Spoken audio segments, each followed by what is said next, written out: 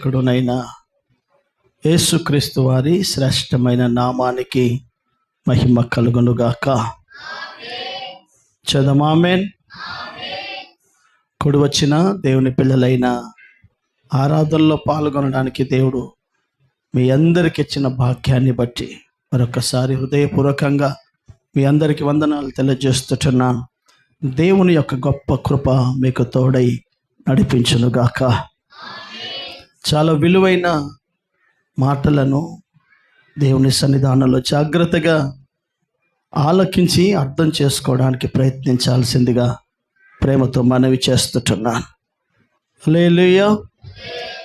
చదమసర చేతులతో హుషారుగా హల్లెలూయా. దేవుని బిడ్డలారా, దేవుని సన్నిధానంలో మన మూల పితరులైన ఇశ్రాయేలీయుల ప్రయాణ పద్ధతి, అనేక అనుభవాలు, పాఠాలు ఈ తరంలో దేవుని కొరకు బ్రతుకుతున్న మనకు నేర్పే అవకాశాలు ఉంటాయి. వారి అరణ్యపు యాత్రే ఈ తరం మనం చేసే ఆత్మీయ యాత్రకు సూచన. ఆ యాత్రలో అనేకమైన అనుభవాల గుండా దేవుడు వాళ్ళని నడిపించాడు. వాగ్దానం ఒక రోజులోనే వారు చేరలేదు. వాగ్దానం చేరడానికి దేవుడు వారి ముందు ఉంచిన ప్రయాణం 40 సంవత్సరాలు.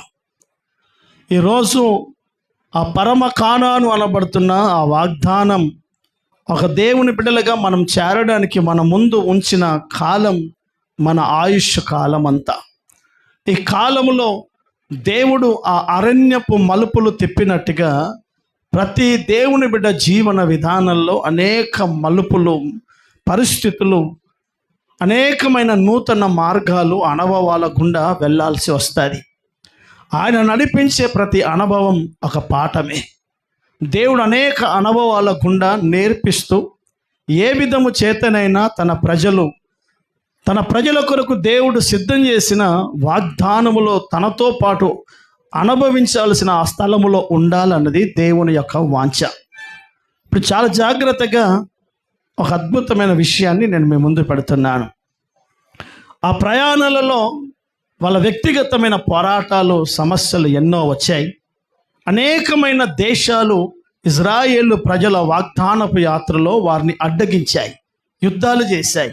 అమాలేకులు వచ్చారు, యుద్ధం చేశారు.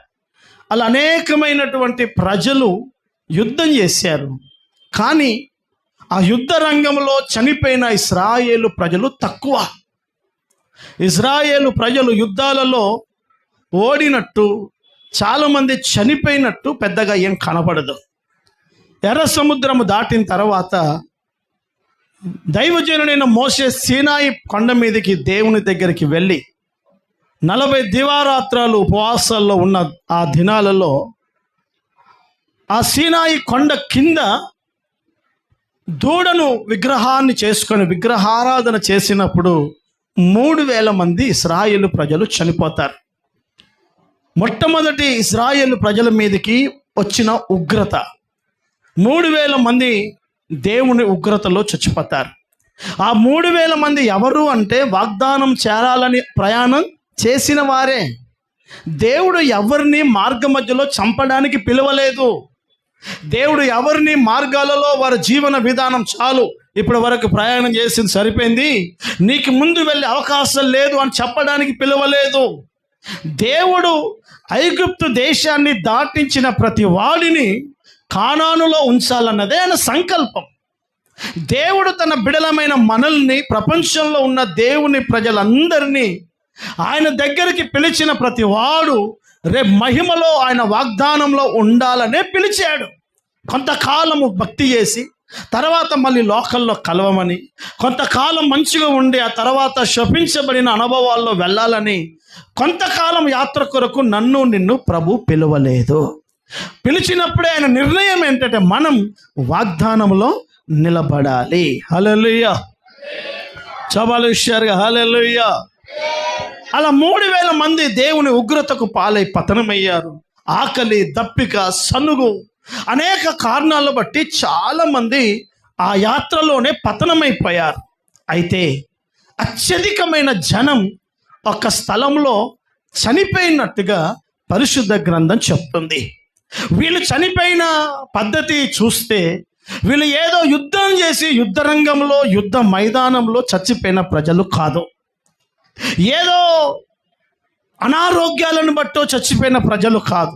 మరి ఎందుకయ్యా చచ్చిపోయారు అంత ప్రజలు అని అంటే, ఇంచుమించు 24,000 మంది ఒకేసారి ఒక ప్రాంతంలో దేవుని ప్రజలు చనిపోయారు. ఎందుకు చనిపోవలసి వచ్చింది? ఈ 24,000 మంది అనే సంఖ్య చాలా చిన్న సంఖ్య ఏమీ కాదు. వీరు ఆకలి కోసం సనిగిన వారేం కాదు, వీరు దేవుని సేవకు విరోధంగా చిక్కిపోయిన వారు కాదు, సేవకులకు వ్యతిరేకంగా మాట్లాడి కోరాహు అభిరాము చనిపోయినట్టుగా చనిపోయిన గుంపులో కూడా వీరు లేరు. 24,000 మంది చావడానికి గల కారణం ఏంటి?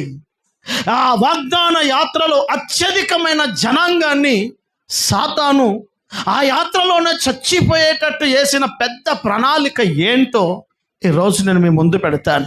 కారణం, అదే యాత్రలో జరిగిన అనుభవాలు ఈ ఆత్మీయ యాత్రలో కూడా మనం ఎదుర్కొంటాం.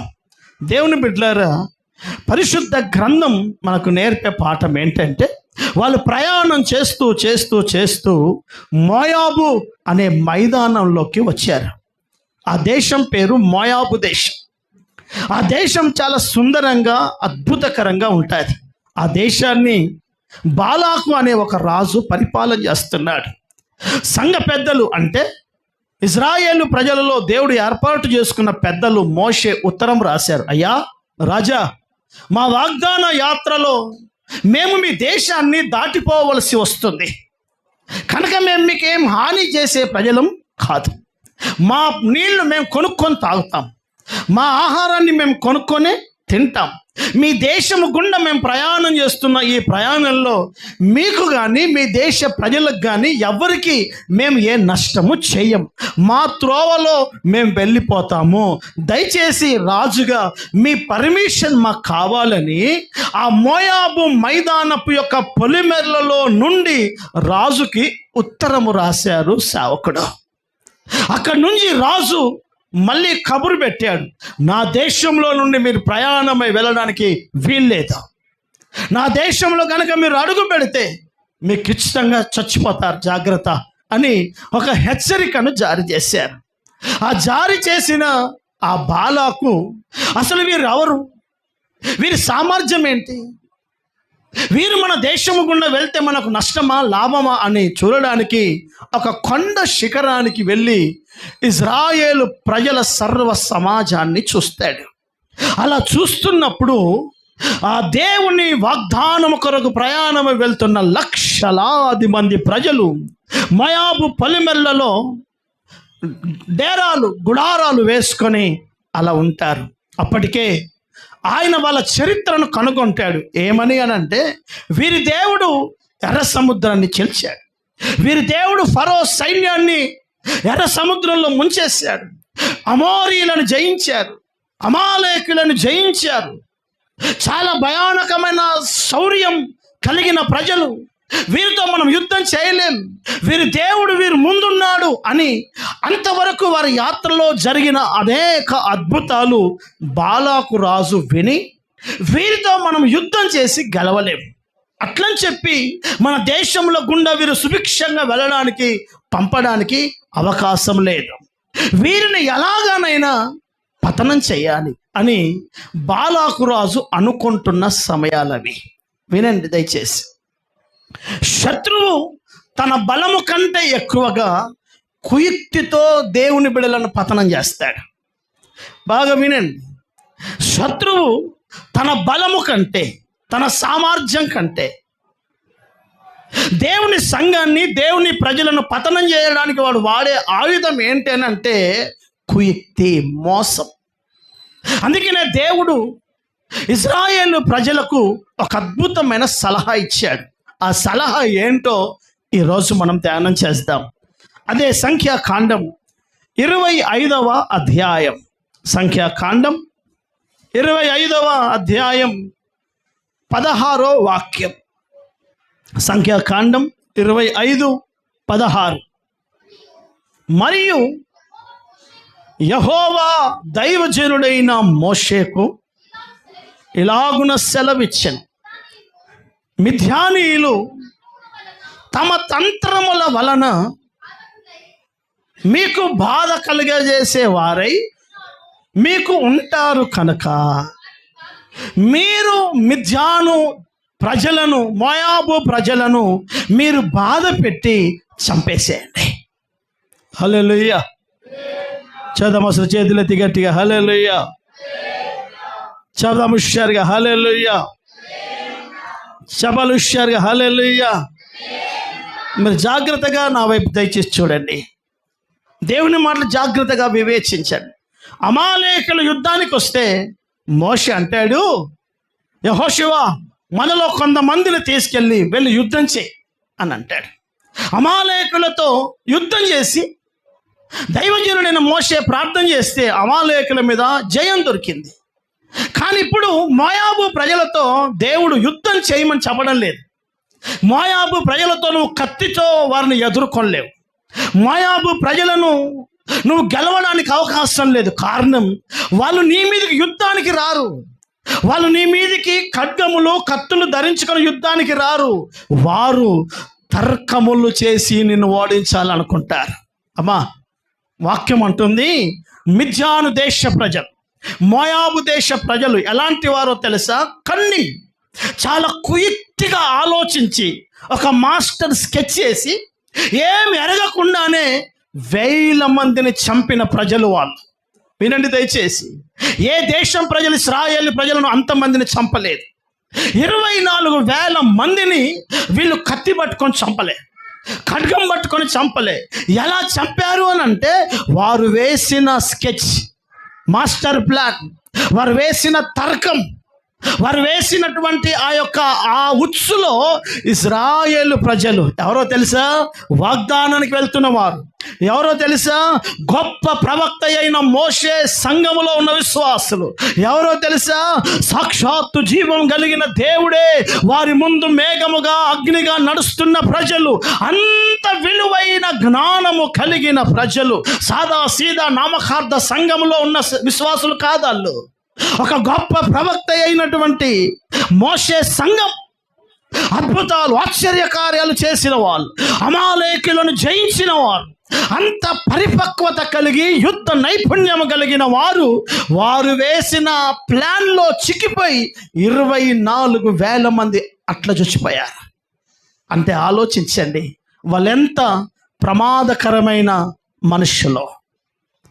ఇశ్రాయేలు యాత్రలో వాగ్దానం చేరడానికి ఒక గుంపు ఎదుర్కొన్నారు.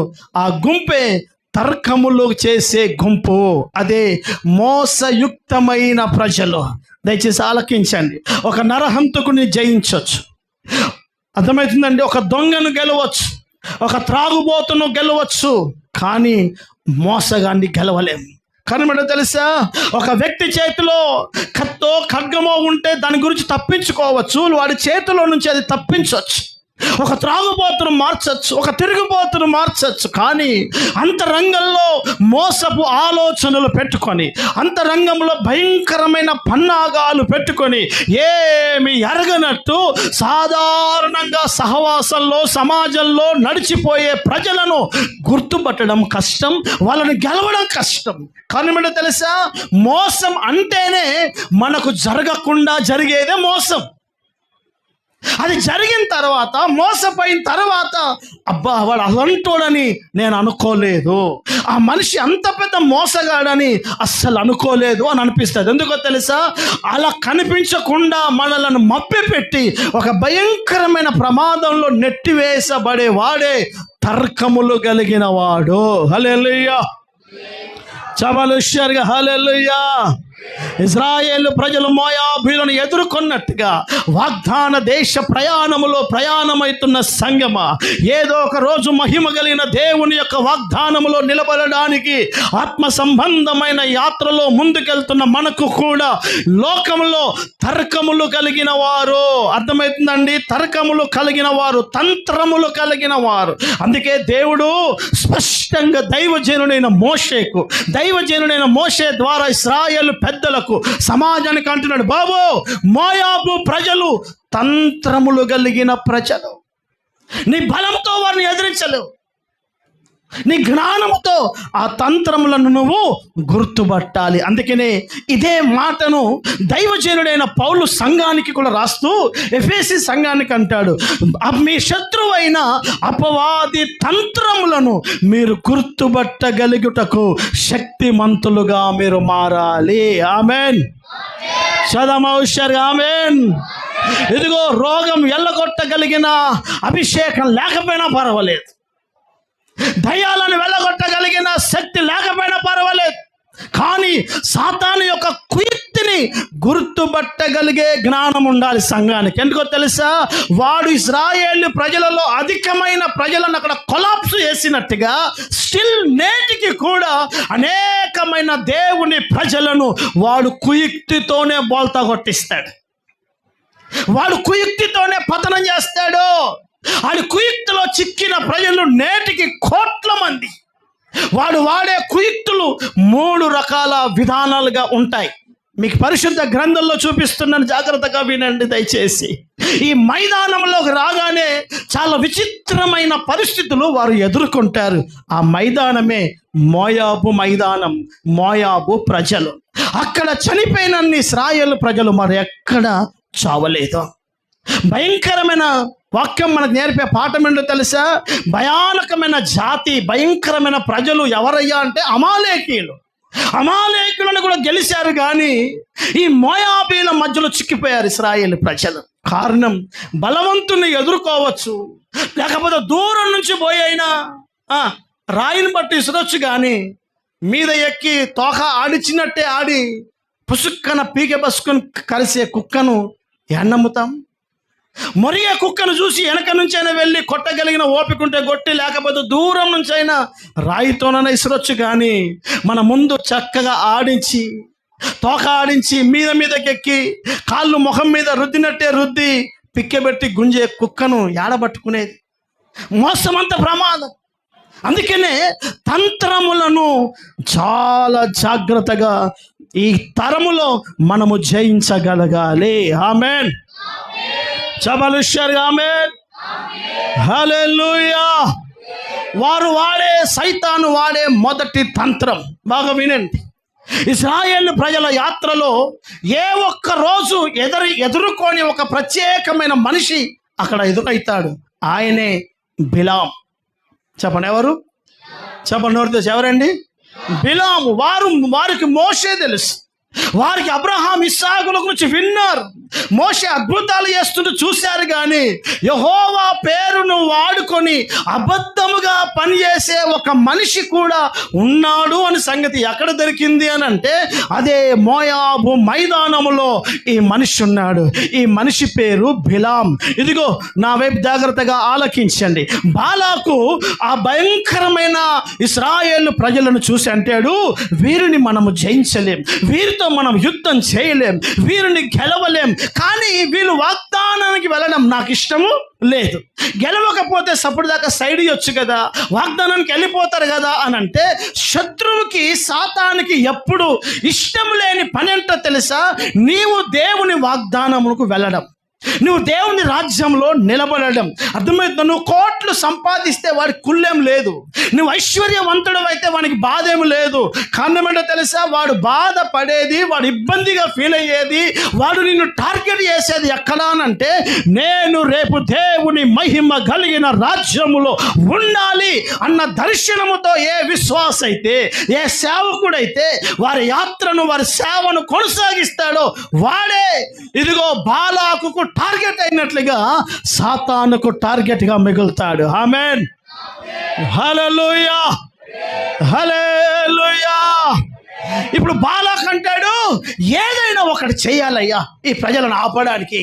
ఏం చేద్దాం? మొదటిగా బిలాము అనబడుతున్న ఒక వ్యక్తికి ఇన్విటేషన్ పంపించాడు. బిలాం, నీవు నా మాట విని నా ఆహ్వానాన్ని అందుకొని నువ్వు రావాలి. ఎందుకయ్యా అంటే, ఒక జనం ఐగుప్తు దేశములో నుండి మన దేశాన్ని దాటిపోతుంది, నీవు వారిని శపించాలి. ఏం చేయాలట?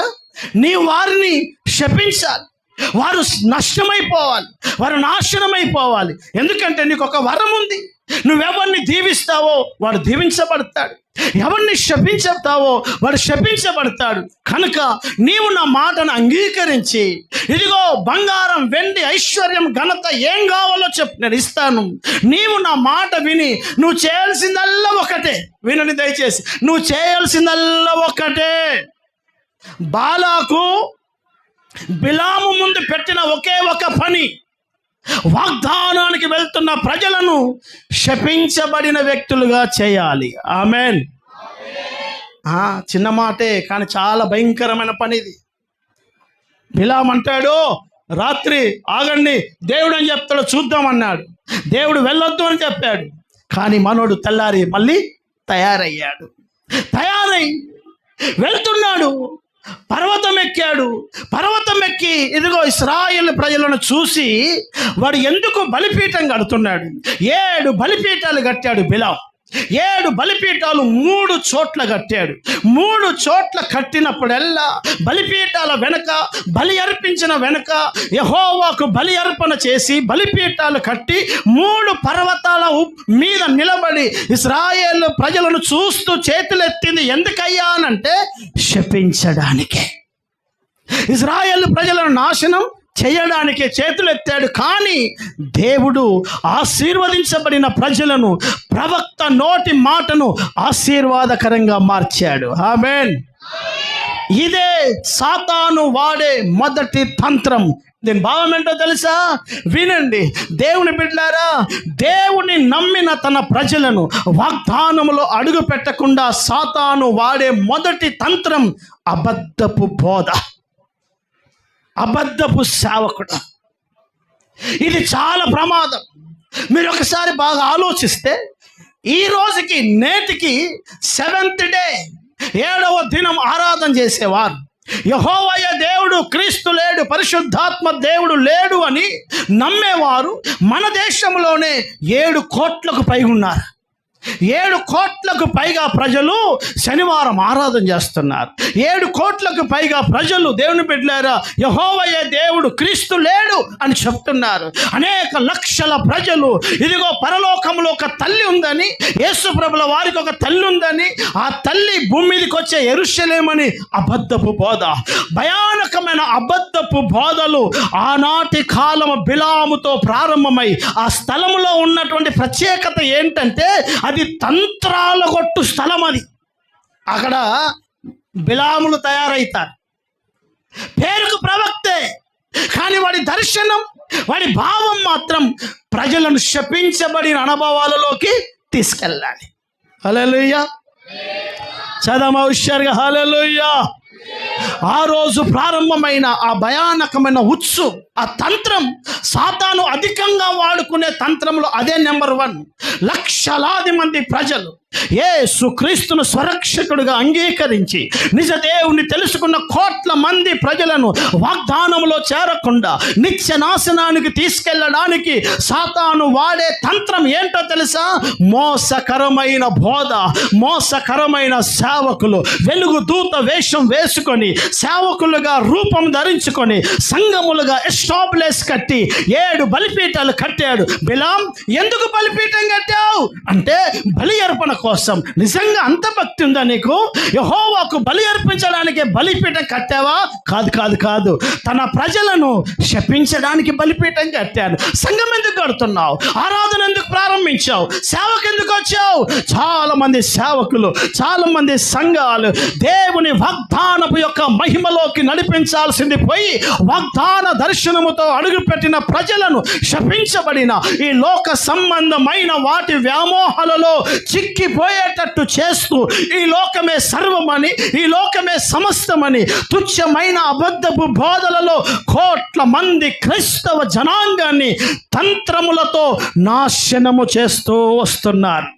ఆ రోజు 24,000 మంది ఆ 40 సంవత్సరాల యాత్రలో అధికంగా వారి తంత్రములలో చనిపోయినట్టుగా నేటి క్రైస్తవ సమాజంలో అధికంగా భ్రష్టు పట్టే జనం ఎవరో తెలుసా? సంఘాలలో త్రాగుబోతులు కాదు, తిరుగుబోతులు కాదు, అబద్ధాన్ని ఆశ్రయించిన వారే అధికంగా పాడైపోతున్నారు. హల్లెలూయా. చవాలి గట్టిగా హల్లెలూయా. సత్యం కోసం తప్పించు. అబద్ధం ఎక్కడ జరుగుతుందో దాన్ని ఖండించు. సత్యం ఎక్కడుందో దాని కొరకు పరిగెత్తు. అబద్ధం అంత విస్తారంగా విస్తరించబడుతుంది. అనేకమైనటువంటి సాక్ష్యాలు, అనేకమైనటువంటి ట్రోల్స్ ఈ దినములలో కూడా మనం చూస్తున్నాం. నా బాధను చూసిన దేవుడు అకౌంట్ క్లోజ్ చేసుకుందామని వెళ్ళాను. 500 ఉన్నాయి అనుకున్నాను. సడన్గా నా అకౌంట్లో ₹1,00,000 వచ్చాయి. ఎవరేసారయ్యా అని చెప్పి నా గూగుల్ పే ఓపెన్ చేస్తే గూగుల్ పేలో ఎవరు లేడు. ఫోన్పే ఓపెన్ చేస్తే ఫోన్పేలో కూడా ఎవరు లేడు. నా అకౌంట్ ట్రాన్సాక్షన్ చూద్దామని స్టేట్మెంట్ తీస్తే అసలు అకౌంట్లో కూడా ఎవరు లేడు. అకౌంట్లో పడని పైసలు, ఫోన్పే ద్వారా రాని పైసలు, గూగుల్ పేల ద్వారా రాని పైసలు. ఏ పేలో వచ్చాయో ఈమెకు ₹1,00,000 వచ్చాయట. అట్లా ఎక్కడైనా వస్తాయా? అట్లా రాగలవా? కానీ వచ్చాయని ప్రజలు చెప్తున్నారు. చెప్పండి, ఎవరేశారు? గుడ్డి జనం. ఇంకా చెప్పాలంటే మన భాషలో పిచ్చి జనం అంటారు. యేసయ్య వేశాడు. హల్లెలూయా. ఏ ఫామ్ నింపేది లేదు. యేసయ్య వచ్చి ఏ డిపాజిట్ ఫామ్ నింపేది లేదు. ఏ యాప్ వాళ్ళు డైరెక్ట్ నీ అకౌంట్లో పడిపోతాయి. ఎవడు చెప్పాడండి బాబు? ఎవరు చెప్పారు? ఇవే బిలాము బోధ, ఇవే తుచ్చమైన బోధ. ఈ బోధలలో యవనస్తులు, ఈ బోధలలో చదువుకున్న మేధస్సు కలిగిన వారు, ఈ బోధలో అనేకమైన ప్రజలు, లక్షలాది మంది, కోట్ల ప్రజలు, ఆంధ్ర తెలంగాణ ప్రజల మధ్యలో వేవేల ప్రజలు బిలాము బోధలో చిక్కిపోతున్నారు. హల్లెలూయా. ఇదే సాతాను వాడే తంత్రం. అందుకనే యూదా సంఘానికి రాస్తుంటాడు. యూదా పత్రిక 10వ వాక్యం చదువుతురని దయచేసి యూదా పుస్తకం 10వ వాక్యాన్ని ఒకసారి చదువుదాం. యూదా పత్రిక 10వ వాక్యం. వీరైతే తాము గ్రహింపని విషయముల దూషించువారై. ఎవరెవరండి వీళ్ళు? చెప్పండి. వివేక శూన్యం అంటే అర్థం ఏంటి? అది మంచి భాషలో రాశాడు కానీ బుద్ధి లేని పశువులు.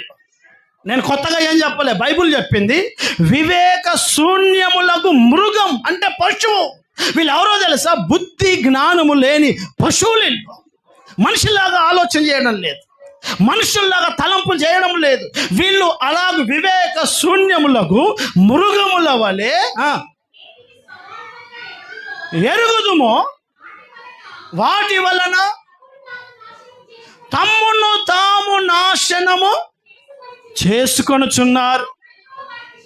అయ్యో వారికి శ్రమ, వారు కయ్యూను నడిచిన మార్గములో నడిచిరి, బహుమానము పొందవలెనని. బిలామును చూడండి, ఎక్కడో మోషే నాయకత్వంలో పరిచయమైన బిలామును కొత్త నిబంధన సంఘానికి పరిచయం చేస్తున్నాడు సేవకుడు. అయ్యా, బిలాము నడిచే త్రావలలో నడవకండి అయ్యా. ఆయన బహుమానం కొరకు, లాభము కోసము, లాభాపేక్ష కోసము, బ్రతకడాని కోసము దేవుని వాక్యాన్ని ఇష్టమున్నట్టుగా తిప్పి దైవికమైన కార్యాలను అస్తవ్యస్తంగా మార్చి తప్పుడు బోధలతో సంఘ వ్యవస్థను సాతాను చేస్తున్నటువంటి తంత్రములలో మొదటి తంత్రం, ఆ మిథ్యాను దేశంలో వాడిన తంత్రం. ఇదిగో దేవుని బిడ్డలారా, బిలాము లాంటి వ్యక్తులు బయటకి రావడం ఎంత ప్రమాదకరమైన పని తెలుసా? ఈ బిలాము డబ్బు కోసం దేనినైనా మార్చేస్తాడు.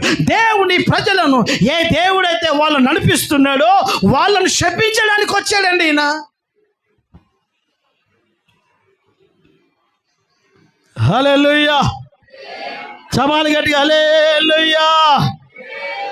జాగ్రత్తగా సుమా, 1కి 10 సార్లు వింటున్న వాక్యం నువ్వు ఆన్లైన్లో ఏ వర్తమానాలు అయితే వినడానికి ఇష్టపడుతున్నావో ఆలోచించు.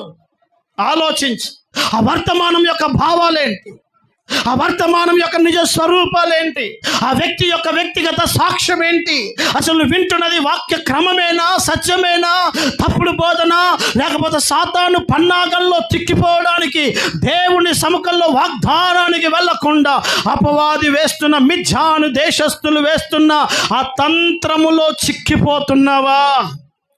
మోషేకు సేవకుడికి దేవుని బిడ్డలకు దేవుడే సలహా ఇచ్చిన్నాడు. ఈ మాట దేవుడు చెప్పుతున్నాడు అని అంటే ఎంత విలువైన మాట ఆలోచించు. మోషే, మిథ్యాను తంత్రములు మీ మీద పని చేయకుండా చూసుకో. వాళ్ళు చాలా తంత్రగుండి ప్రజలు సుమా అని చెప్పాడు. లోకంలో అలాంటి ప్రజలు మనకు ఎదుర్కొంటాం. సంగమా, జాగ్రత్తగా విను. లాభం కోసం ఎక్కడో ఏదో బెనిఫిట్ దొరుకుతుందని వెళ్ళే విశ్వాసులు ఉంటారు. లాభాపేక్ష కోసం బోధించే సేవకుడు ఉంటాడు. ఇదే బిలాము బోధ. ఆశీర్వాదించబడిన ప్రజలు వాగ్దానాల్లోకి నడిపించాల్సింది పోయి శపించబడిన అనుభవాలలో ప్రజలను సర్వనాశనం చేసే వ్యక్తులే బిలాము తప్పుడు బోధ. ఇది ఒక సాతాను తంత్రము. ఏంటండి ఇది? తంత్రం. నేను విశ్వాసిగా ఉన్న దినాలలో కూడా ఇలాంటి ప్రజలను నేను ఎదుర్కొన్నప్పుడు, పాస్టర్ గారు దండం పెడతా అని అనలే, మర్యాదగా మళ్ళీ నా గడప గుమ్మం తొక్కావే అనుకో, నువ్వు మనిషిగా ఉండవు ఇక్కడ అని చెప్పేవాడిని. నేను బొంబాయిలో అలాగే బతికాను. నేను లేనప్పుడు నా ఇంటికి ఎప్పుడైనా వచ్చావా? నీ పనికి మాలిన బోధలు తీసుకొచ్చి నా ఇంట్లో ఎప్పుడైనా చెప్పావా? జాగ్రత్త. నేను చంపేసి 40 రోజులు ఉపవాసం ఉంటా మరి జాగ్రత్త అని అనేవాడు. అట్లా ఉంటే నడుస్తుంది అని చెప్తలేదు నేను. కానీ అంత వైరాగ్యంగా ఖచ్చితంగా అలాంటి వాళ్ళకి ఇంట్లో అవకాశం ఇచ్చేవాడిని కాదు. కారణం ఏంటో తెలుసా? బాగా వినండి. ఎయిడ్స్ రోగం కంటే ప్రమాదం తప్పుడు బోధ. ఎందుకో తెలుసా? కష్టమో, నష్టమో, బాధో, ఇబ్బందో, అర్థమవుతుందండి? అనారోగ్యాలు, అప్పు బాధలో ఇవన్నీ భరించుకుంటూ ప్రతి ఆదివారం ఆరాధనకు ఎందుకు వస్తున్నాం? ఎన్నో పర్యాయాలు కష్టమని తలంచిన కూడా మనస్సును ఓర్చుకొని సహించుకొని ఎందుకు ఓపికతో ఉన్నాను తెలుసా? ఏదో ఒక రోజు నా దేవుని రాజ్యంలో నేను నిలబడాలి. ఏదో ఒక రోజు నా వాగ్దాన దేశంలో నేను నిలబడాలి. దాని కొరకు వెళ్ళడానికి ఎన్నో పోరాటాలు, ఎన్నో ఒత్తిడులు అనుభవిస్తున్నా కూడా భరిస్తున్నాం. అదే నాకు చెందనివ్వకుండా నన్ను పాడు చేసే బాధ నాకు చాలా ప్రమాదం. నా అప్పు కంటే, నా అనారోగ్యం కంటే నాకు దొరికే తప్పుడు బోధ చాలా ప్రమాదమైంది. హల్లెలూయా. చపాలి గట్టిగా హల్లెలూయా. చాలా జాగ్రత్త సంగమా. ఆదివారం వస్తున్నారు, ఇదిగో లోకంలో మీ పనులు, మీ ఉద్యోగాలు, మీ కార్యాలు, ఎటు వెళ్తున్నారో, ఎవరి వాక్యం వింటున్నారో, మీ ఇంటికి ఎవరు వస్తున్నారో నాకు సంబంధం లేదు. కారణం ఏంటో తెలుసా? దేవుని వాక్యాన్ని ఉన్నది ఉన్నట్టుగా మీకు బోధించి పంపిస్తున్నాను. సమాజంలో ఒక అక్కుల ప్రిస్కిల్ల వలె అబద్ధమునకు ఆశ్రయించిన అపోల్లను మార్చగలిగేటట్టు బతుకుతారా, లేకపోతే అబద్ధమును ఆశ్రయించి పతనమవుతారా? మీ ఇష్టం. గలతీ సంఘాన్ని కట్టిన దైవజనుడైన పౌలు గలతీ సంఘానికి కూడా అబద్ధ బోధ వచ్చింది. ఆయన లేని కాలంలో ఎవరో కొత్త వారు వచ్చేసి కొత్త బోధ చేస్తున్నారు. ఈ బోధ చేసిన ఆ విషయం దైవజనుడైన పౌలుకు తెలిస్తే అంటాడు, మొదటి అధ్యాయం ఇదిగో ఆ 6వ వాక్యమా 10వ వాక్యం నుంచి చదవండి ఒకసారి. 6వ వాక్యం నుంచి చదువు. 6వ వాక్యం, మొదటి అధ్యాయం గలతీ పుస్తకం 6వ వాక్యం. క్రీస్తు కృపను బట్టి ఇదిగో సంగమా, మిమ్ములను పిలిచిన వాడైన క్రీస్తు కృప నుండి విడిచి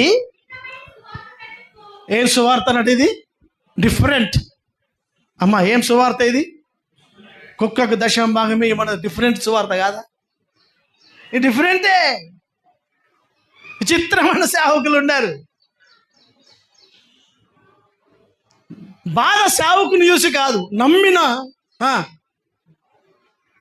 లక్షల మంది జ్ఞానం లేని ప్రజలు భిన్నమైన స్వార్థ తట్టుకు మీరింత త్వరగా తిరగడం చూడగా, వినండి, నాలాంటి ఒక సాధారణమైన సేవకుడు కాదండి మాట్లాడుతుంది. అపోస్తలుడు, ఉపదేశాన్ని మూలాలు ఎరిగిన వాడు సంఘాన్ని కట్టాడు. ఆ సంఘంలో విశ్వాసులు ఉన్నారు. ఒక గొప్ప సేవకుడు దొరకడం ఒక విశ్వాసి భాగ్యం కాదా? అవునా కాదా? చెప్పండి గట్టిగా, అవునా కాదా? నీలాంటి విశ్వాసులు 100 దొరుకుతారు, కానీ మంచి సేవకుడు 100 దొరకరు. 100 దొరకరు. అర్థమైందండి? నల్ల పూసల తాళ్ళు నల్ల పూసలు 100 ఉంటాయి, బంగార గుండ్లు 2-3 ఉంటాయి. అర్థమవుతుందండి? అర్థమవుతుందా? 100 మంది నమ్మకస్తులు విశ్వాసం దొరకవచ్చు, నమ్మకమైన ప్రతిష్ట కలిగిన సేవకుడు దొరకడు. అలాంటి వాడు నీకు దొరికితే నీ జీవితాన్ని పోగొట్టుకోక. ఈ గలతీ సంఘం అపోస్తులైన పౌలు చేత కట్టబడ్డ సంఘం అండి. ఆ సంఘపడి ప్రజలు ఎలా తయారయ్యారు అని అంటే, ఎవడో తుచ్చమైన బోధ తీసుకురాగానే అటువైపు వెళ్ళిపోయారు. ఆ సంగతి విన్న దైవజనుడు అంటాడు, సంగమా, మీరు ఇంత త్వరగా ఈ బోధకు విడిచిపెట్టి విరోధంగా బోధ చేసే ఆ బోధకు మీరు అట్రాక్ట్ అయ్యారని విని నాకు ఆశ్చర్యం అనిపిస్తుంది. చదువు ఇంకా. అది మరి యొక్క సువార్త కాదు, కానీ యేసు క్రీస్తు యొక్క సువార్తను చెరపగోరి మిమ్ములను కలవరపరచువారు కొందరు ఉన్నారు. మేము మీకు ప్రకటించిన, వినండి, ఈ ఆది అపోస్తుల బోధ కాక మరొక సువార్త లేదు. ఎవరైనా ఉంది అని గనక తెస్తే, మేమైనను పరలోకములో నుండి వచ్చే దేవదూత అయినను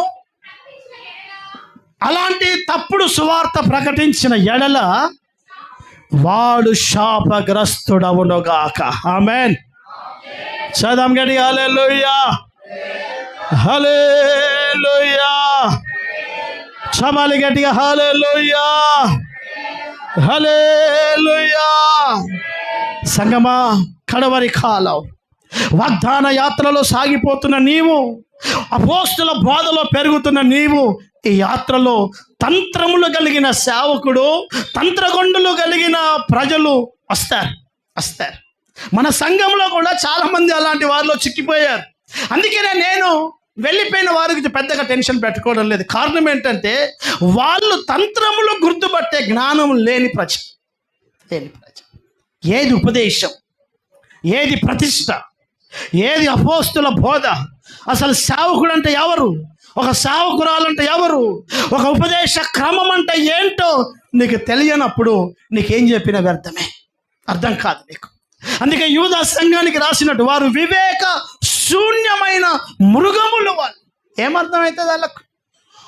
పౌలును విడిచిపెట్టి పోయారు అని అంటే వాళ్ళకి ఏమర్థమైంది చెప్పు నాకు ఒకసారి.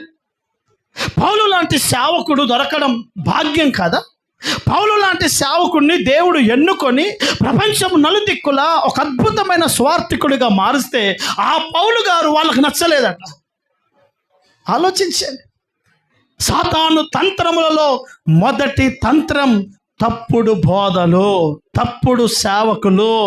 కనుక సంగమా, ఆ తంత్రములలో గుర్తుపట్టి ఈ కడవరి కాలములో బహు జాగ్రత్తగా మన ప్రతిష్టను, మన ఉపదేశపు వెలువలను, నువ్వు పెరుగుతున్న దైవికమైన అనుభవాలను నీవు కాపాడుకొందువుగాక.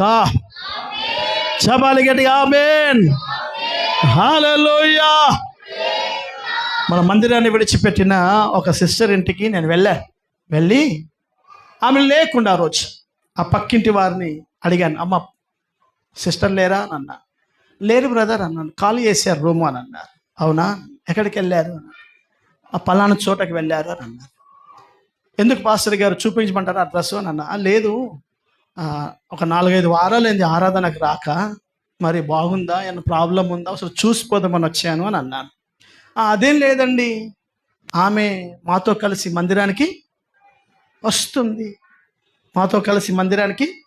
వస్తుంది అని అన్నారు. అవునా, ఎప్పటి నుంచి? 4 వారాల నుంచి వస్తుంది. వెళ్తారా మరి ఇంటికి అని అన్నాను. అమ్మ అవసరం లేదు, వేరే మందిరానికి వెళ్తున్నప్పుడు ఇక నేను ఆ ఇంటికి వెళ్ళే అవసరం నాకేమీ లేదు, ఇక వెళ్ళనివ్వండి.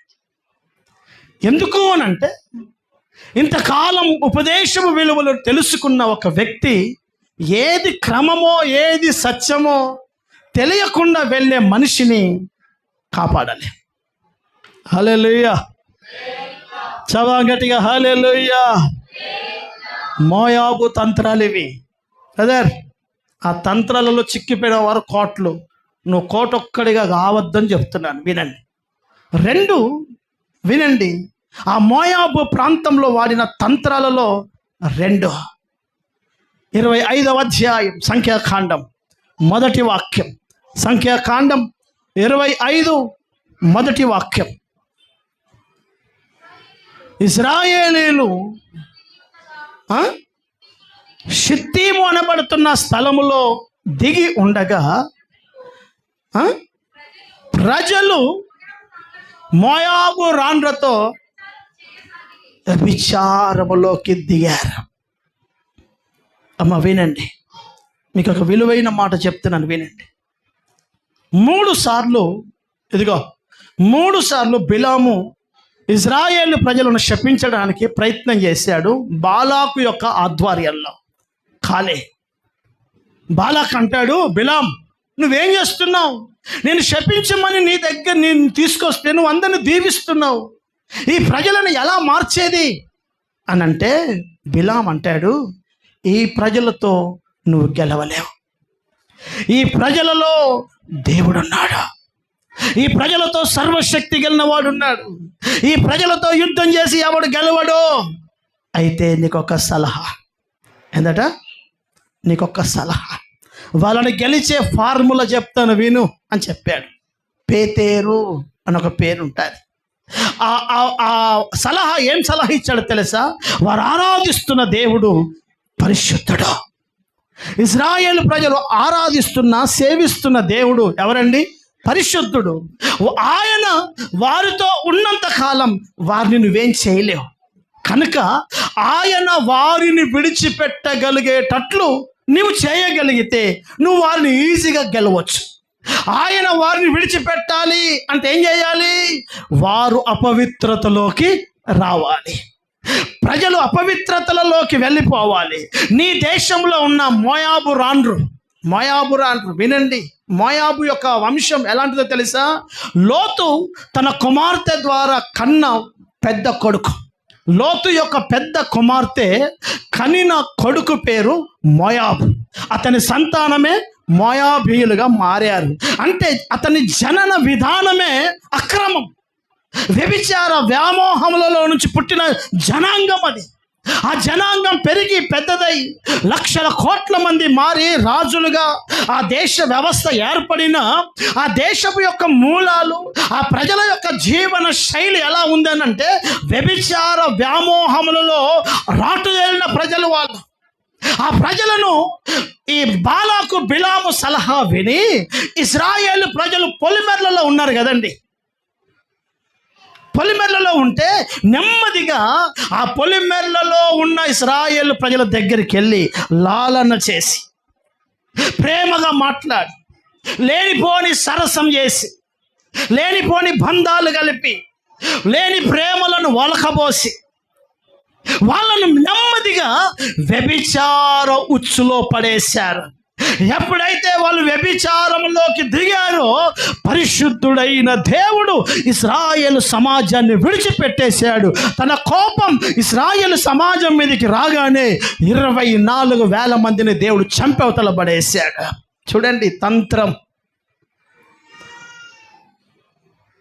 మోయాబీలు చేసే తంత్రాలు, సాతాను సంఘ వ్యవస్థను విచ్ఛిన్నం చేయడానికి. సంఘమా, నీవు మహిమ కలిగిన వాగ్దానంలోకి వెళ్ళకుండా, సంఘం మహిమ కలిగిన రాజ్యంలో నిలబడకుండా సంఘములో వాడే రెండవ తంత్రం ఎఫైర్స్, అక్రమ సంబంధాలు, ప్రేమ వ్యామోహాలు. ఇదిగో నా వైపు చూడండి. ఒక వ్యక్తి క్రైస్తవ సిద్ధాంతం ప్రకారం, దేవుని పరిశుద్ధ లేఖనం ప్రకారం వివాహం అయ్యేంత వరకు నీ దేహం మరొకరి చేతి మీద పడడానికి అధికారం లేదు. పరిశుద్ధ గ్రంథం నేర్పే పాఠం అది. అందుకనే దైవికమైన క్రమంలో వివాహానికంటే ముందు కూడా ప్రీ వెడ్డింగ్ పద్ధతులు ఉండవు. ఇంకా వివాహం కాలే, వివాహం 2 రోజుల తర్వాత ఉంది. ఇప్పుడే నువ్వు ఇద్దరు కలిసి ఫోటోలు దిగడానికి రైట్స్ లేవు. ఇప్పుడు ప్రీ వెడ్డింగ్ షూట్లు వివాహం తర్వాత ఉంటాయా, ముందు ఉంటాయా? చెప్పండి, ముందు ఉంటాయా వెనుకుంటాయా? అంటే ముందే ఆ వ్యక్తిని నువ్వు ఎలా పట్టుకుంటున్నావు, ఆ వ్యక్తిని పట్టుకుని నువ్వు ఎలా తిరుగుతున్నావు. ఆయన ఇంకా నీ భర్త కాలే, ఆమె ఇంకా భార్య కాలే. దేవుని లేఖనం మనకు నేర్పే పాఠాలు. మనం ఆరాధిస్తున్న దేవుడు పరిశుద్ధుడు.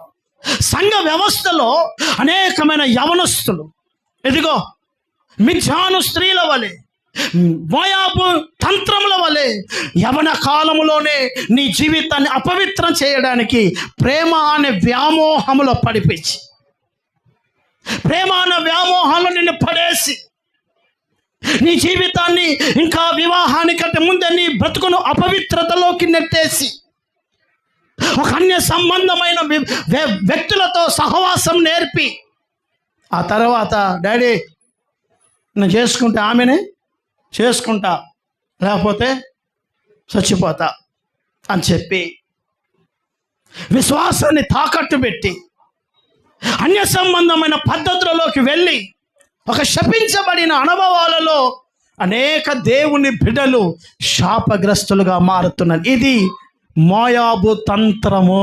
హల్లెలూయా. నీది కాని అమ్మా, నువ్వు ఒక యేసు క్రీస్తు నిజరక్షకుడిగా అంగీకరించిన బిడ్డవు. బ్రదర్, అమ్మా, పిల్లలారా, మీ తల్లిదండ్రులు యేసు క్రీస్తు ప్రభుల వారిని సొంత రక్షకుడిగా అంగీకరించిన తల్లిదండ్రులు కలిగిన కుటుంబంలో ఒక యవన బిడ్డగా, ఒక యవనస్తుడిగా నువ్వు పెరుగుతున్నావు. నీ కులం గుర్తుకొచ్చింది కానీ నీ విశ్వాసం నీకు గుర్తుకు రాలే. నీ విశ్వాసం ఏంటి, నీ అనుభవాలు ఏంటి, నీ పద్ధతులు ఏంటి నీకు తెలిసి నువ్వు ప్రతి అడుగు వేయాలి. ఎవరినో ప్రేమించనంటావు, ఎవరినో ప్రేమలో పడ్డానంటావు, వాళ్ళు లేకపోతే నేను బతుకను అని అంటావు. ఇవన్నీ ఏంటి అని అంటే, నీ మహిమ కలిగిన దేవుని రాజ్యములో నీవు నీ కుటుంబం నిలబడకుండా నీ బ్రతుకును ఆ మిథ్యాను ఆత్మ, ఆ తంత్రగొట్టు దయ్యం నీ జీవితాన్ని శపించబడిన అనుభవాల్లో నెట్టేసి శాపగ్రస్తంగా మార్చి అనేకమైన దేవుని బిడ్డలు అన్యులతో సంబంధాలు పెట్టుకొని జరుగుతున్నాయా లేవా? ఇంకా అద్భుతం చెప్పమంటారా? కొంతమంది పాస్టర్లే వాళ్ళ పిల్లలు అన్నట్లు పెళ్లి చేసిన వాళ్ళు ఎంతోమంది ఉన్నారు ఇక్కడ ఈ ప్రాంతాల్లో. ఇంగిత జ్ఞానం.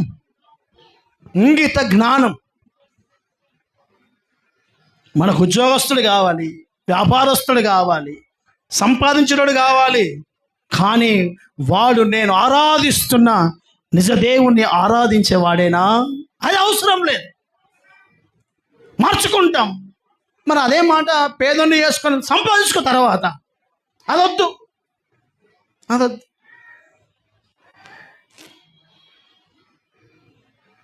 దేవుని యొక్క సన్నిధానంలో తంత్రములతో ఈరోజు క్రైస్తవ సమాజాన్ని సాతానుడు చీలుస్తున్నాడు.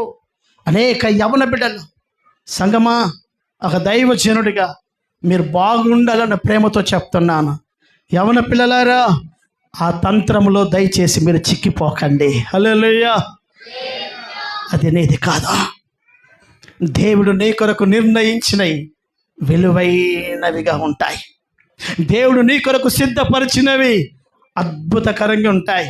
ఇంకా చెప్పమంటారా? మీ భాషలో దేవుడు నీ కొరకు సిద్ధపరిచే అమ్మాయి నువ్వు ఊహించి దానికంటే అందంగా ఉంటాయి, నువ్వు ఆలోచించిన దానికంటే సూపర్ ఉంటాడు వాడు. అప్పటిదాకా ఆగు. నీవు నీకే ఉరకకు. దేవుని లేఖనం అంటుంది, తంత్రములతో ఇశ్రాయేలు ప్రజలు వాగ్దానములోకి వెళ్ళాల్సిన ప్రజలు వారి లాలన మాటలలో పడిపోయి, ఉచ్చులో పడిపోయి, వ్యభిచార వ్యామోహాల్లో పడి అపవిత్రమైపోయి ఇంకా కొంతమంది తల్లిదండ్రులు అయితే ఇంగిత జ్ఞానం లేక చేసుకో, ఏమవుతుందిరా చేసుకో. ఎందుకంటే తెలుసా, వీడికి చేసే ఓపిక లేక, వీడికి చేసే శక్తి లేదు. పెళ్ళి చేయాలంటే మనం 10 లక్షలు కావాలా? చేసుకపోయాడు నువ్వు పోయి ఎందుకు మాట్లాడుతున్నావు? అలాంటి మాటల్ని కన్న కొడుకుకి కూతురికి చెప్పొచ్చాలని సలహాలు బిడ్డా, అవి మనకు తగవు. మనం యేసుక్రీస్తు ప్రభుల వారిని నమ్మిన ప్రజలు, మన విశ్వాసం గొప్పది. ఆ శపించబడి అనుభవాలలో నుంచి మనం బయటకు వచ్చాం బిడ్డ. నేను అవన్నీ అనుభవించి వచ్చాను. అదంతా శాపగ్రస్తమైనది. నా ప్రభు మనల్ని ప్రేమించి మనకు ఒక కుటుంబాన్ని, మనకు ఒక సంఘాన్ని, మనకు ఒక విలువనిచ్చాడు. నీ కొరకు దేవుడు శ్రేష్టమైనవి సిద్ధం చేస్తాడు బిడ్డ. నీ చదువు మీద దృష్టి పెట్టుకో, కష్టపడు, చదువు, భవిష్యత్తులో దేవుడు అద్భుతాలు చేస్తాడు నీకో అని పాజిటివ్గా హృదయాన్ని కట్టాల్సిన ఈ తండ్రి పనికి మాలిన ఆలోచనలు ఇచ్చి, హల్లెలూయా, చదవండి గట్టిగా, హల్లెలూయా, హల్లెలూయా. తంత్రం, మోయాబు తంత్రములో సేవకుడితో స్పష్టమైన సలహా. మోషే నీ సంఘానికి చెప్పు, మిథ్యాను తంత్రములలో చిక్కిపోనివ్వకని చెప్పు. చిక్కిపోయారా? కండబలం పనిచేయదు, అక్కడ బుద్ధి బలం పనిచేయదు. వెళ్ళి చూడండి, రోడ్ల మీద డ్రగ్స్కి అలవాటు పడ్డాడు, సిగరెట్లకు అలవాటు పడ్డాడు, నెత్తి పీక్కుంటున్నాడు. పబ్లిక్ గార్డెన్లోకి వెళ్ళి చూడండి, బొంబాయిలో బాంద్రా బీచ్కి వెళ్ళి చూడండి. నేను ఒకరోజు కొత్త బొంబాయిలో బాంద్రా అనే ఒక స్థలం ఉంటుంది, ఒక బీచ్ ఉంటుంది, అన్ని స్టోన్సే ఉంటాయి. హ్యాపీగా వెళ్ళి ఒక బండ మీద కూర్చొని చక్కగా రిలాక్స్ అవుదామంటే ఏ బండ కాలేదు. ఏ బండ మీదకి ఎక్కినా సాటుగా ఎవడో ఉంటాడు, ఏ బండ మీదకి పోయినా పక్కన ఇద్దరు ఉంటారు. ఏ బండ దగ్గరికి పోయినా బండ లేదు, బండలు ఫుల్ అయిపోయినాయి. అర్థం దరిద్రం మరి. హల్లెలూయా, హల్లెలూయా. బండలు వెనక పాములు ఉంటాయేమో కానీ పాములు లేవు ఇప్పుడు, అన్నీ అందరు ఇల్లే ఉన్నారు. ఇంకేం ఫోటో తీసుకుంటాం? శాపగ్రస్తం. పసితనము నుండే యవన జీవితాలను శపించబడిన తంత్రములతో శాపగ్రస్తంగా మారుస్తున్నాడు సాతానుగాడు. అందుకే సంఘాలలో అనేక ప్రజలు ఇప్పటికే ఆ అపవిత్రతలో చిక్కిపోయి, ప్రజలు ఆ భయానకమైన ఉచ్చులో చిక్కిపోయి, తల్లిదండ్రులు మొహం పెట్టుకోలేక, సంఘంలో ఒక విలువైన వ్యక్తులైనటువంటి తల్లిదండ్రులు పిల్లలను బట్టి తలదించుకుంటున్న దినాలు ఇవి. సంఘమా, ప్రతిరోజు మనం ప్రార్థించాలి, ప్రతిరోజు మన పిల్లల కోసం కన్నీళ్లు విరచాలి. యవన బిడ్డలారా, మీ తల్లిదండ్రుల తల దింపునట్లుగా మీరు ప్రవర్తించకండి. మన దర్శనం దేవుని వాగ్దానం. హల్లెలూయా, చెప్పాలి గట్టిగా, హల్లెలూయా. ఎక్కడ వాడే తంత్రములలో 2 అఫైర్స్: వ్యభిచారం, ప్రేమ వ్యామోహం. వ్యభిచారం అంటే అర్థం ఏంటో తెలుసండి? వివాహానికంటే ముందు తిరిగేదంతా వ్యభిచారమే. వివాహానికంటే ముందు అసంఘికమైన లైంగిక కార్యాలన్నీ వ్యభిచారమే. గడిచిన వారం అంతటి నుంచి మనం న్యూస్లో చూస్తున్నాం, 70,000 మంది అట కర్ణాటకలో, 70,000 మంది ఇంటర్మీడియట్ డిగ్రీ చదువుతున్న అమ్మాయిలకు HIV వచ్చిందట. ఒకరా ఇద్దరా? 18 years, 18 ఏళ్ల వయసు నుంచి 30 ఏళ్ల వయసులో లోపున్న అమ్మాయిలకి 70,000 మందికి HIV వచ్చిందని అంటే తరం ఏడికి పోతుందో ఆలోచించండి. HIV వచ్చే స్థాయిలోకి వెళ్ళిపోయింది అని అంటే ఆ వ్యక్తులు ఎంత శాపగ్రస్తమైన అనుభవంలో వెళ్ళిపోయారో ఆలోచించండి. వారి భవిష్యత్ ఏంటి? ఇక అమ్మాయిలకి 70,000 వచ్చాయని అంటే 2 లక్షలు వచ్చి ఉంటాయి అబ్బాయిలకి. ఎందుకు? మీరు బాగా ఆలోచించండి. మీరు ఇంటికి వెళ్ళిన మాటను మీరు వాస్తవమా కాదు ఆలోచించండి. ప్రపంచమంతటిలో హైయెస్ట్ AK-47 ఒక మాటలో చెప్పాలని అంటే అనుభవం లాంటి బ్లాస్టింగ్ ఎక్కడైతుందో తెలుసా? అఫైర్సే. అధికంగా తాగి నష్టపోయిన వాళ్ళు తక్కువ, అధికంగా త్రాగుడికి బానిసైన వారు తక్కువ, దొంగతనానికి కొద్దిమంది, అత్యధికంగా సాతాను చేతిలో చిక్కిపోయి నాశనమైన వారు ఎవరు అని అంటే యవన కాలంలో నుంచి ముసలోడి వరకు వారి టార్గెట్లో చిక్కిపోతున్న వారు ఎవరు అని అంటే అక్రమ బంధాలతో. దాన్ని యవనస్తులు ప్రేమ అంటున్నారు. వివాహమైన తర్వాత అర్థమవుతుందా? అక్రమ సంబంధం అంటున్నారు. రోడ్డు మీద నిలబడితే వ్యభిచారం అంటున్నారు. ప్రొనౌన్సియేషన్ మారింది, స్పెల్లింగ్ మారింది, విధానం అంతా ఒకటే. ఆలోచించు, ఇది సాతాను తంత్రము. ఈ తంత్రాలలో సంఘాలు చిక్కిపోతున్నాయి. అనేకమైన యవనస్తులు క్రైస్తవ సమాజంలో వాయిద్యాలు కొడుతూ, సిస్టమ్ పెడుతూ, పాటలు పాడుతూ ఆరాధిస్తున్న అనేకమైన ప్రజలు లోకములో ప్రేమ వ్యామోహాల్లో చిక్కిపోయి, అర్థమవుతుందండి దేవుని బిడ్డలారా, భయానకమైనటువంటి జీవిత బలహీనతల్లో పతనమైపోతుంటున్నారు. నేను మళ్ళీ చెప్తున్నాను, సంగమా, దయతో ఆ భయానకమైన ఉచ్చులో మీరెవ్వరూ చిక్కిపోకూడదు. ఆమేన్. దేవుడు ఆ కృప మనకి మన పిల్లలకు కలుగ చేయునుగాక. హల్లెలూయా. సాతాను తంత్రములను ఎదిరించుటకు శక్తివంతులమైన సంఘముగా మనం మారాలి. వాడి జిమ్మిక్కులు నీ దగ్గర పనిచేయకూడదు. వాడి యొక్క మస్క మాటలు నీ దగ్గర పని చేయకూడదు. అర్థమవుతుందండి? హల్లెలూయా,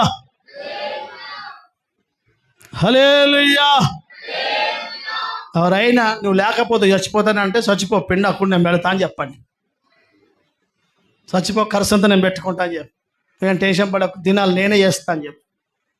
ఆడి చచ్చిపోతాడు, నువ్వెందుకు చావాలా? చచ్చిపోయిన చావనివ్వండి. మనకు సావాలని లేదు, బతకాలని ఉంది. ఆమేన్, హల్లెలూయా. ఎవరి కోసం చావాలండి? బైబిల్ అంటుంది బ్రతుకుట క్రీస్తే, చావైతే ఎవరి కోసం మేలు చావు? నా కోసం మరణించిన యేసు కోసం నా చావైనా నాకు మేలే. కానీ నిన్న కాక మొన్న వచ్చిన మనిషి నా కోసం, ఆమె కోసం నేను చేస్తుడే అర్థం కాదు నాకు. హల్లెలూయా, చబాలుషర్, హల్లెలూయా. నేను కాలేజీలు చేశాను, నేను డిగ్రీలు చేశాను. అర్థమవుతుందా? ఎవరైనా హాయ్ బ్రదర్ రవి, ఆ బేకరీకి పోదామంటే పైసలు నువ్వే పెట్టాలి, నేను పెట్టా. బేకరీలు పైసలు పెట్టడం మనతో కాదు అంటే లేవా? ఉంటాయి. నేను నీకెందుకు పెట్టాలి? నా పైసలు పెట్టకుండా చూడు, ఏమైనా వస్తారేమో నీతో.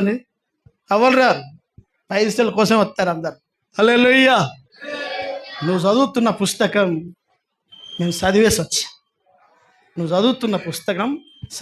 వచ్చాము కనుక చెప్తున్నాం అనుభవంతో, ఆ పుస్తకం నీకు ప్రయోజనం కాదు. హల్లెలూయా, హల్లెలూయా, చబాలుషర్గా హల్లెలూయా.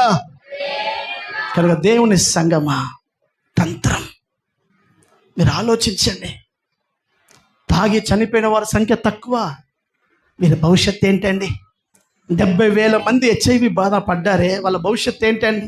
వారి వివాహాలు ఏంటి? వారి తల్లిదండ్రుల యొక్క భవిష్యత్తు ఏంటి? వారి మీద ఎన్ని ఆశలు ఆలోచనలు పెట్టుకున్నారు. వాళ్ళకు తెలియకుండా ఇంకా వీళ్ళకి ఎంతమందికి అంటిస్తారు. ఎంత సర్వనాశనం చేస్తుంది సమాజం, ఆలోచించండి. సంగమా, వాడి కుయుక్తులు మన చిక్కొద్దా. 3, 1 తప్పుడు బోధ, తప్పుడు సేవకుడిని దూరంగా ఉంచాలి. 2 వాడు వాడుతున్న తంత్రం వ్యభిచారం, ఇల్లీగల్. అది వివాహానికి ముందా తర్వాత అది నీకు సంబంధమైంది కాదు.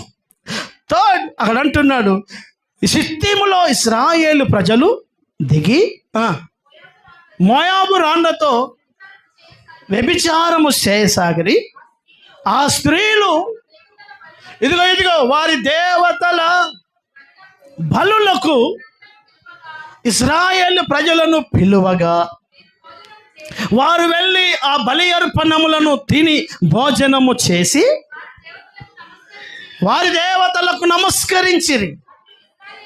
అలాగున ఇశ్రాయేలీలు బయల్పేరుతో కలుసుకొని నందున వారి మీద దేవుని కోపము రగులుకొనెను. ఆమేన్. వారు చేసిన 3వ తంత్రం ఏంటో తెలుసా? మాయ మాటలతో ఇశ్రాయేలు ప్రజలను వారి దేవతల యొక్క కార్యాలలో పార్టిసిపేట్ చేయించుకున్నారు. ఆ పూజా కార్యాలలో పాలిభాగస్తులయ్యేటట్టు చేశారు. వాళ్ళ బలి అర్పణలలో వీళ్ళకు పాలిభాగం ఇచ్చారు. బైబిల్ చెప్తుంది, వాళ్ళ బలి అర్పణలు వీళ్ళు తిని వాటికి నమస్కరించేనందున దేవుని కోపం ఇశ్రాయేలు ప్రజల మీదకి వచ్చింది. వారు వాడిన 3 పన్నాగాలు: 1 అక్రమమైన బోధ, అబద్ధపు బోధ; 2 ఇల్లీగల్ వ్యభిచార వ్యామోహాల వైపు తిప్పడం; 3 విగ్రహారాధన సంబంధమైన కార్యాల వైపు ఇశ్రాయేలు ప్రజలను తిప్పడం.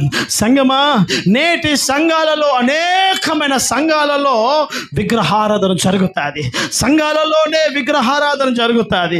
సంఘాలలోనే స్టాచ్యూస్ పెట్టేశారు. భయానకమైన ఇది సాతాను యొక్క తంత్రం.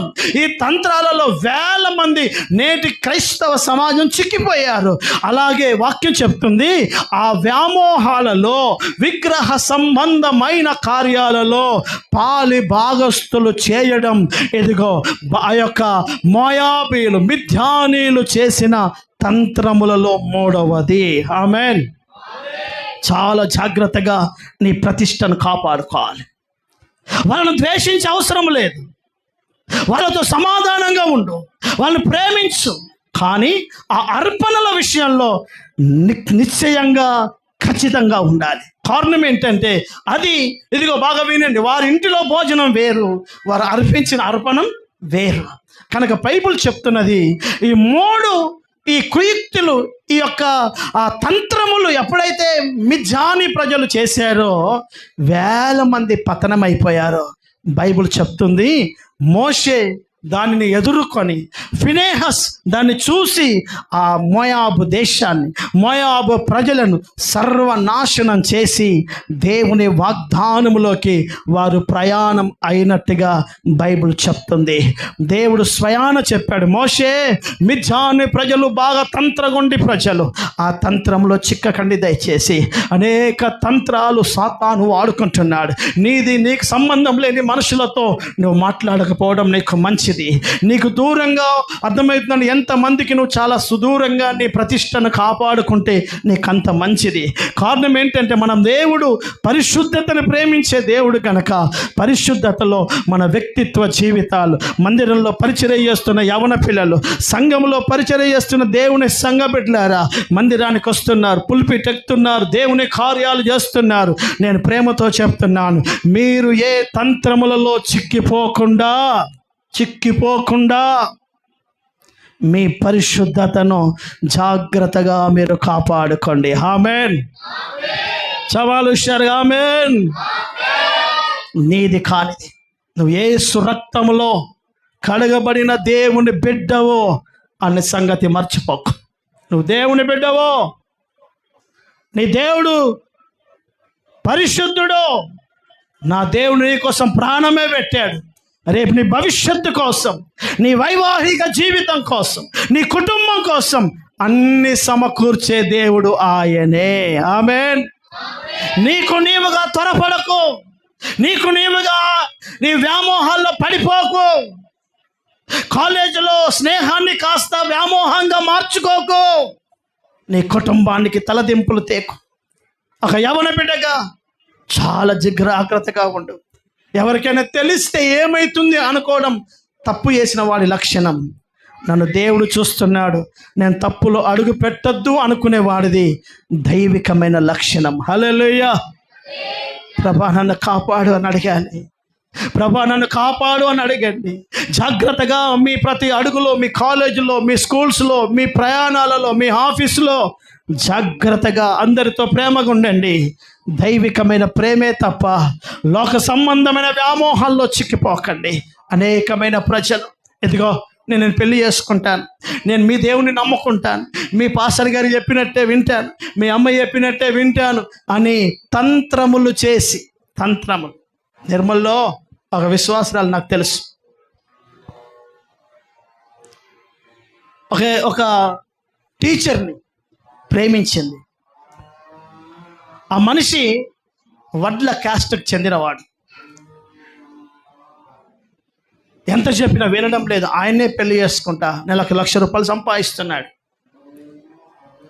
వాళ్ళమ్మ ఎన్ని ప్రయత్నాలు చేసినా ఆమె వినే స్థాయిలో లేదు. చివరికి ఆ అబ్బాయిని పిలిచి, బాబు మేము దేవుని నమ్మిన ప్రజలం, మేము యేసుక్రీస్తు నమ్మిన బిడ్డలం, మేము మందిరానికి వెళ్తామంట. ఆంటీ నో ప్రాబ్లం,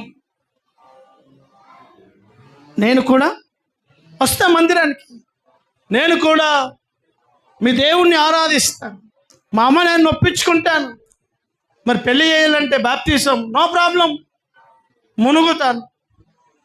ఇప్పటిదాకా బాగా మునిగిన అలవాటు ఉంది ఆయనకి. పెద్ద మునుగుడు విశేషమేమి? నదులలో మునిగినోడికి తొట్టిలో మునగడం పెద్ద విశేషమే. మునుగుతానన్నాడు. అందరు అనుకున్నారు ఓకే అగ్రి అని అనుకున్నారు. మునిగాడు. మన అయ్య దగ్గరికి వచ్చారు. అయ్య అన్నాడు, నిన్న కాక మునిగి ఇళ్ళొస్తే పెళ్ళి మేము చేయడం కుదరదు, ఒక 6 నెలలు మందిరానికి వస్తే అప్పుడు ఆలోచిస్తారన్న. అయ్యా డేట్ పెట్టుకున్నాం, నాకు సంబంధం ఏముంది, నేను పెళ్ళి చేయాలంటే 6 నెలలు ఆగు, మందిరానికి రా, నువ్వు నమ్మకంగా వస్తే నేను చేస్తా పెళ్ళి అన్నాడు. ఇప్పుడు వీళ్ళు ఆగుతట్టున్నారా? ఆగుతారు వీళ్ళిద్దరు. అయ్యగారు కాకపోతే ఇంకొక అయ్యగారు అనుకున్నారు. చెప్పాను కదా, బిలాము లాంటి బొచ్చుడు దొరుకుతారు బయట. ఒక బిలామును పట్టుకున్నారు, పెళ్లి చేసుకున్నారు. 4 రోజులు ఆ అమ్మాయితో కలిసి మందిరానికి వెళ్ళాడు. 4 వారాలు. 5వ వారం నుంచి నాకు కొంచెం డ్యూటీ ఉంది, నువ్వు ఒక్కదాని వెళ్ళు అని అన్నాడు. 2 నెలల తర్వాత నువ్వు వెళ్ళేది లేదు, ఎవరు వెళ్ళేది లేదు. అప్పటికే 5 నెలల తర్వాత ఆమె ప్రెగ్నెంట్. అన్నాడు, గుడి బిడి జాంతనై, మా ఆచారాలు మా పద్ధతులు చేయాలి, మా అమ్మ నాన్న చెప్పిందే చేయాలి, జంజరం వేసుకోవాలి, కుదరదు, నచ్చకపోతే వెళ్ళు ఇంటికి అని అన్నాడు. 5 నెలల కడుపు పెట్టుకొని పో అని అన్నాడు. పోతుందా? స్టిల్ 2026 ఇదిగో ఆగస్టు 2వ తారీఖు వరకు ఆ దరిద్రంలోనే బ్రతుకుతుంది ఆమె. హల్లెలూయా. చదవం గట్టిగా హల్లెలూయా. లక్షలను చూడకు, ఉద్యోగాలను చూడకు, మహిమ కలిగిన విశ్వాసపు అనుభవాలు ఉన్న వాళ్ళని చూడ. ప్రభు దగ్గర కనిపెట్టు, నీకు ఇస్తాడు దేవుడు. ప్రాణం పెట్టినోడికి అది పెద్ద విశేషమేమి కాదు. జీవితాన్ని తాకట్టు పెట్టి ఆ తంత్రంలో చిక్కిపోయి ఈరోజు శాపగ్రస్తమైన అనుభవం, పిల్లలు సరిగ్గా లేక అనారోగ్యం కలిగిన పిల్లలను పుట్టి జీవితం శాపగ్రస్తంగా మారిపోయింది. నేను అంటున్నాను సంగమా, కాదు, ఆ తంత్రములలో మనము చిక్కిపోకూడదు. ఆమేన్, హల్లెలూయా. యుద్ధ రంగములో చనిపోయిన ఇశ్రాయేలీయుల కంటే మోయాబు తంత్రములలో చిక్కిన వారే అధికం. ఈ కడవరి కాలములో ఇదిగో దేవుని సంఘ వ్యవస్థలలో ఈ తంత్రములలో చిక్కి పతనమవుతున్న వారు లక్షల కోట్ల మంది. అబద్ధపు బోధలో చిక్కిపోయారు, వ్యామోహపు వ్యభిచారములో చిక్కిపోయారు, అన్య సంబంధమైన ఆచారాలలో చిక్కిపోయి వాడు విసిరిన తంత్రములలో లక్షల కోట్ల మంది ప్రజలు వాగ్దాన ఆశీర్వాదాన్ని కోల్పోయి శపించబడిన అనుభవాల్లో బ్రతుకుతున్నారు. నా దేవుడు ఈ కడవరి కాలంలో నాతో మీతో మాట్లాడే మాట, దర్శనం వాగ్దానానికి వెళ్తున్న మనకి ఆ తంత్రములను జయించుటకు దేవుడు శక్తి దయచేయునుగాక. సంఘానికి నేర్పిస్తూ ఉంటాడు దైవజనుడైన పౌలు, మనము సాతాను తంత్రములను ఎరగని వారము కాము. నిజంగా ఎరుగా? నీకు తెలుసా వాడి తంత్రాలు ఎలా ఉంటాయో తెలుసా? తెలుసుకో. వాడి తంత్రములను యేసు నామములో నీ పాదాల కింద చితగదొక్కి వాగ్దాన దేశానికి మనము బయలు వెళ్ళుదుముగాక. హల్లెలూయా. దేవుడు మనల్ని మన విశ్వాస కుటుంబాలను అలాగున నా దేవుడు నడిపించునుగాక. హల్లెలూయా. దయచేసి లేచి నిలబడదాం. త్వరగా లేచి నిలబడండి.